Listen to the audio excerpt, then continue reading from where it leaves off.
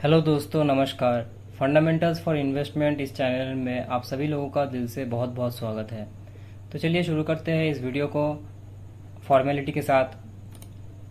अगर हम Dow Jones को देखें तो डाउ जोन्स में एक फ्लैटिश परफॉर्मेंस हम लोगों को नज़र में आ रहा है, जो कि है 0.15%।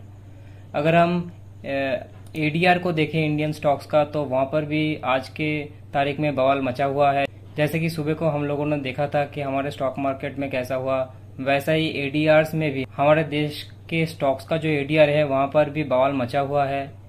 आईसीआईसीआई बैंक को देखें तो 10.65% नीचे है। इन्फोसिस देखें तो 1.22%।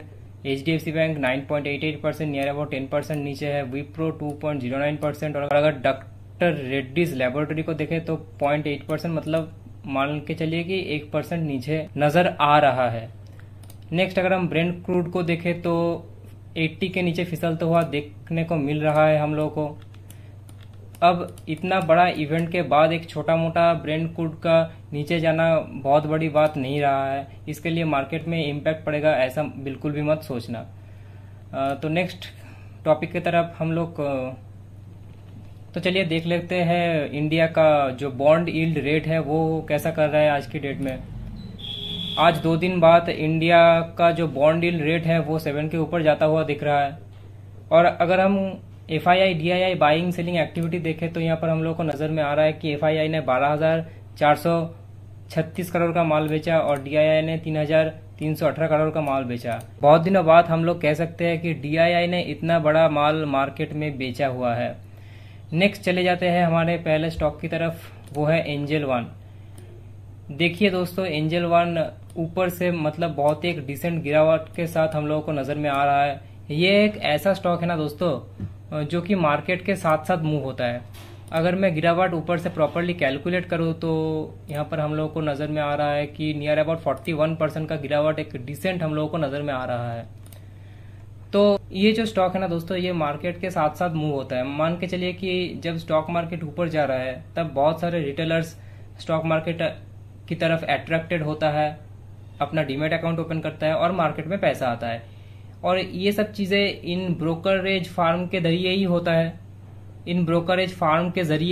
है, तो इनका जो नंबर्स है ये अच्छा होता है quarter on quarter basis results में, और उसका इम्पैक्ट हमें चार्ट में दिखने को मिल जाता है। और जब मार्केट नीचे गिरता है, जैसे आज के टाइप के दिन, जैसे कि आज के डेट में हम देख सकते हैं कि मार्केट इतना अच्छा खासा गिरा है, तो वहां पर जो कमजोर दिल वाले इन्वेस्टर होते हैं ना, वो अपना हिस्सेदारी जितने भी मार्केट में है वो रख नहीं पाते, उसको बेच देता है या फिर अपने डीमैट अकाउंट क्लोज कर देता है। तो इसी के वजह से ये सब स्टॉक्स जो है ब्रोकरेज फार्म, इनके quarter on quarter basis results में पड़ जाता है और स्टॉक भी एक डिसेंट गिरावट हम लोगों को दिखाता है। और मान के चलिए कि एक रिटेलर्स के बेचने से तो किसी भी स्टॉक या फिर इंडेक्स लेवल में फर्क नहीं पड़ता। अगर मैंने आप लोगों को दिखाया था कुछ देर पहले कि एफआईआई डीआईआई डेटा, अगर एफआईआई और डीआईआई इतना अच्छा खासा माल बेचेंगे तो जाहिर सी बात है सिर्फ इंडेक्स लेवल में नहीं, स्टॉक्स में भी एक अच्छा खासा गिरावट हम लोगों को नजर में आएगा। इसका मतलब ये नहीं कि ये एक फंडामेंटली वीक कंपनी है इसलिए गिरा है, ये एक एक्सटर्नल रीजन है जिसके वजह से ये स्टॉक आज के डेट में गिरा है। और ये एक अपॉर्चुनिटी भी क्रिएट कर रहा है, यहाँ पर आप लोग ऐसा मान सकते हो।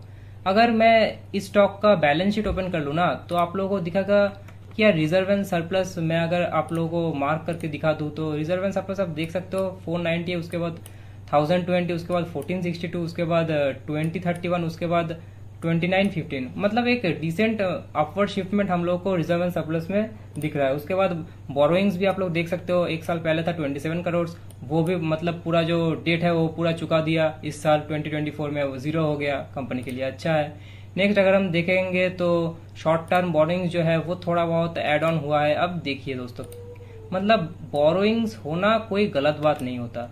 अगर कंपनी उस बोरोइंग का अच्छे से इस्तेमाल कर रहा है ना, तो वो कंपनी के लिए भी अच्छा है और इन्वेस्टर्स के लिए भी अच्छा है। नेक्स्ट अगर देखेंगे तो कैश एंड कैश इक्विवेलेंट है 9,500 करोड़, जो कि एक ईयर ऑन ईयर बेसिस अच्छा खासा जंप हम लोगों को दिख रहा है। पहले साल में था 5482, उसके पहले था 4872, उसके पहले था 1851, उसके पहले था 1375, मतलब एक ठीक ठाक एक डिसेंट सा ग्रोथ हम लोगों को दिख रहा है।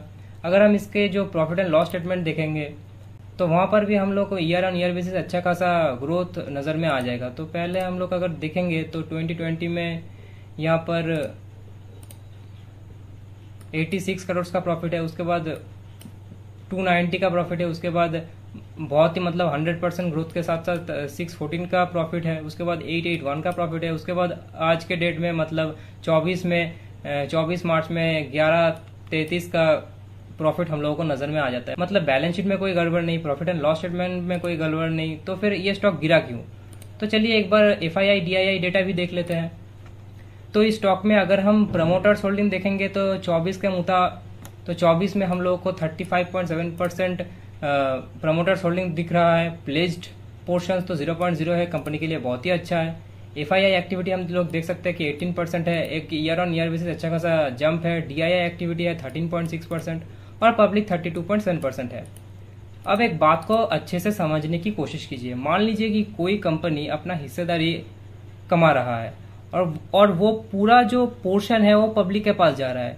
इसका मतलब ये है कि आप लोग जितना उस स्टॉक से अपने आप को दूरी बना के रखेंगे तो उतना ही आपके लिए अच्छा है।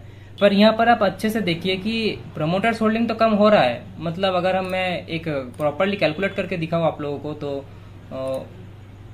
यहाँ पर देखिए 2021 में 43.8% था, उसके बाद 43.7, ऐसे ऐसे करते करते हुए 22 में 43.7 हुआ, उसके बाद मार्च 23 में 38.5 हुआ, उसके बाद सितंबर 23 में 38.3 हुआ, उसके बाद अभी अप्रैल के महीने में 35.7 हो रहा है।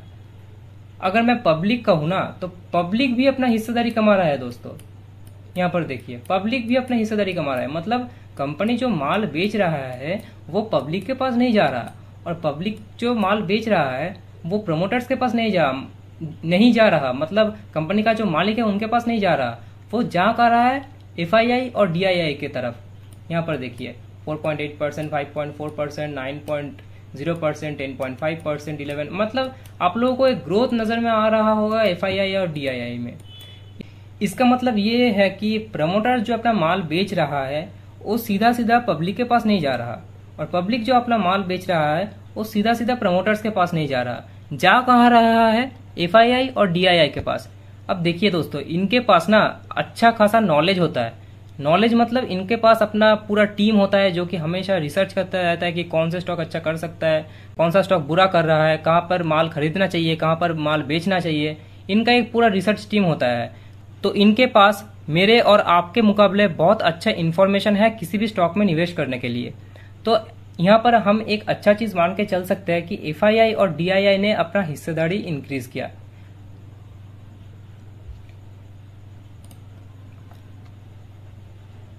तो इन दी एंड हम लोगों को क्या दिख रहा है कि ये स्टॉक अच्छा है, कंपनी अच्छा है, इनका FII DII activity promoters holding अच्छा है, बैलेंस शीट अच्छा है, उसके बाद प्रॉफिट एंड लॉस स्टेटमेंट भी हम लोग देखें वो भी अच्छा है, फिर भी ये स्टॉक गिरा क्यों?